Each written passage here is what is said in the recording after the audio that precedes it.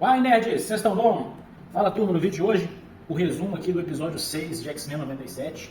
Um episódio que continua bastante impactante, com sequências de série, desfechos felizes, né?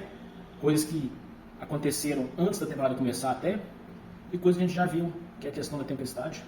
Um episódio bem mais calmo do que foi o quinto episódio, com aquela destruição em massa em Genosha, mas ainda assim um episódio muito bom, empolgante, cheio de adrenalina, que vocês vão conferir comigo nesse breve resumo.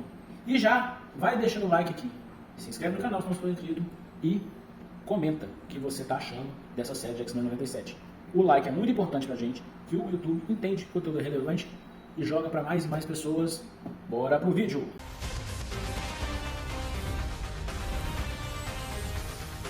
Bom, galera, nesse episódio 6, igual no episódio 4, que tivemos duas frentes do episódio, no episódio 4 a gente teve Jubileu e Tempestade. E nesse episódio 6, a gente tem o desfecho da história da Tempestade e mais um, que esse aconteceu primeiro no episódio. Pra mim, ele deveria ter sido uma segunda parte do episódio, mas vou resumir a segunda parte do episódio primeiro, que é a parte da Tempestade. Né?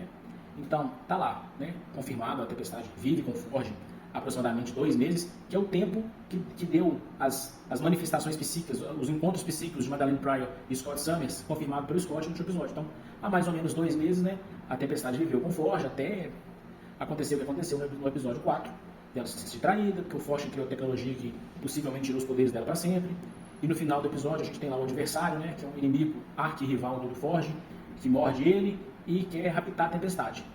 E meio que acontece isso, ele meio que rapta ela, mas ele fica atormentando ela. Ela consegue se livrar dele momentaneamente, mas ele fica ali, meio que nos pensamentos dela, continuando atormentando ela, porque ele quer fazer mal ao Forge. Então, somente quando a Tempestade precisa resistir a esses tormentos provocados pelo adversário, é que ela descobre que, na verdade, ela nunca perdeu seus poderes. Ela só estava com um bloqueio mental ali. Ela precisou ajudar o Forge, né? O Forge foi mordido, aí tinha uma planta brilhante que se encontrava em lugares escuros de cavernas. O Forge vai junto com ela, ela até fala, não, se você for, você pode morrer. Ele, mas se eu não for, não vai dar tempo de você colher a planta e trazer para mim. Eles chegam, ela tem que vencer o medo dela, que ela não gosta de escuro, não gosta de lugares pequenos. E lá, quando ela acha a planta, que ela está subindo para pegar essa planta, o adversário começa a atormentá-la de novo e ela começa a lutar contra aquilo e, por fim, ela começa a sentir a energia da tempestade de novo, os ventos, e ela explode de energia, manda o adversário para longe, pega a planta e tudo foge.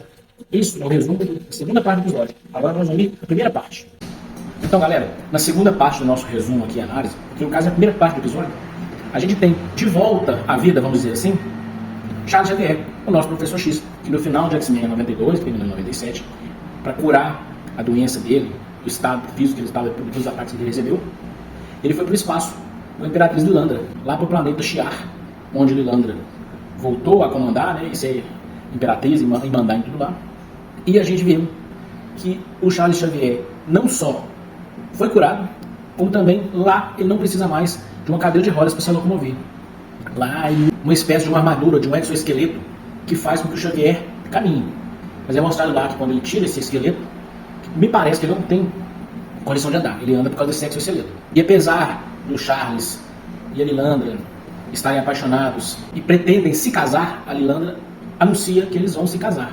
Mas muitas pessoas do planeta não concordam com isso. E a pessoa que mais não concorda com isso é a irmã de Lilandra, que é a Rapina. Ela acredita que o Xavier tem planos malignos para o Império. E aí ela fala assim, ó, se você quer casar, se vocês gostam mesmo, a gente não tem nenhuma desconfiança, você tem que aceitar que a gente apague suas memórias. Apagar suas memórias lá da Terra. Você não lembrar dos seus X-Men e nada ficar pesando aqui para você ficar comandando nosso planeta aqui, nosso país.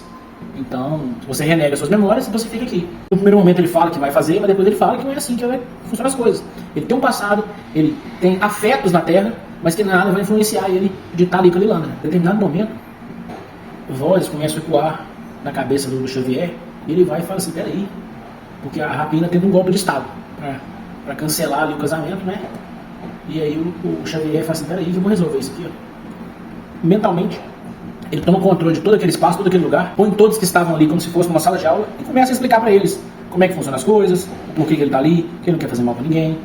E no que ele está ali, explicando e tendo uma possível aceitação de Shi'ar, ele recebe um aviso telepático do que está acontecendo em Genosha.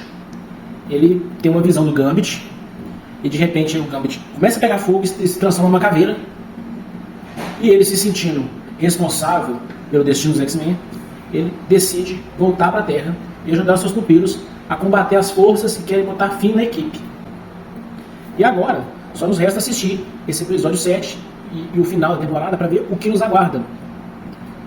Para saber o destino de personagens como Magneto e Gambit, que sofreram golpes muito impactantes na série. Magneto, o corpo dele até então não apareceu. Reza a lenda que se não tem corpo, não tem cadáver. Né? Vamos ver o que aconteceu. O Gambit já tem lá todo destruído, mas eu tenho minhas expectativas. Só que, na abertura do episódio 6 de X-Men 97, quando aparecem os personagens lá na abertura, nem Gambit nem Magneto, eles foram removidos da abertura. E aí deixou a gente assim, com um ar de tristeza, de saber o que vai acontecer aí nesses próximos episódios. E para finalizar, esse episódio 6 nos revela que o verdadeiro, o grande responsável pelos principais eventos de X-Men 97 até agora é, de novo, o Senhor Sinistro. Ele, não contente em atormentar os X-Men, fazendo a Madeleine Pryor virar do mal e causar aquele inferno todo na mansão, e com o filho de Scott e Madeleine, ele iniciou ataques em Genosha como parte de um plano maligno que deve continuar sendo executado sem perder a intensidade. No finalzinho do episódio, ele aparece o Trask falando que fez tudo que ele pediu. Então a gente vai ter que aguardar agora sendo nos próximos capítulos para a gente entender como que vai se dar essa batalha com o Sinistro. E mais uma coisinha muito importante aqui: até o episódio 6 não temos relevância alguma para Wolverine, o herói dos X-Men, que sempre teve destaque nos filmes da Fox, tanto que teve uma trilogia só para ele, e que ele vai estar em Deadpool 3 com mais um destaque. Até agora não tivemos destaque para Wolverine. Vamos ver o que vai acontecer aí. Se gostou, deixa like, comenta, e nos vemos aqui o mais breve possível com a análise do episódio 7 de X-Men 97. Falou!